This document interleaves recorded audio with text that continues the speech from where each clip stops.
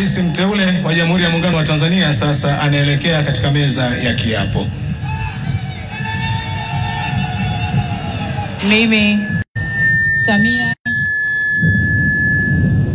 Mimi Samia Suluhu Hassan naapa kwamba nitakuwa mwaminifu kwa Jamhuri ya Muungano wa Tanzania na kuitumikia kwa moyo wangu wote, na kwamba nitaihifadhi, nitailinda na kuitetea Katiba ya Jamhuri ya Muungano wa Tanzania kwa mujibu wa sheria iliyowekwa.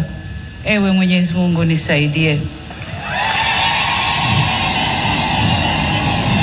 Mimi Samia Suluhu Hassan naapa kwamba nitatenda kazi zangu za urais wa Jamhuri ya Muungano wa Tanzania kwa uaminifu na kutimiza wajibu wa kazi hizo kwa bidii na moyo mkunjufu, na kwamba nitawatendea haki watu wote kwa mujibu wa sheria, mila na desturi za Jamhuri ya Muungano wa Tanzania bila woga, upendeleo, huba wala chuki.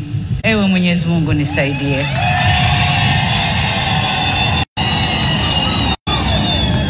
Mimi Samia Suluhu Hassan naapa kwamba katika kutekeleza madaraka niliyopewa kwa mujibu wa Katiba ya Jamhuri ya Muungano wa Tanzania, nitatetea na kudumisha umoja wa Jamhuri ya Muungano wa Tanzania kwa mujibu wa Katiba ya Jamhuri ya Muungano wa Tanzania. Ewe Mwenyezi Mungu nisaidie.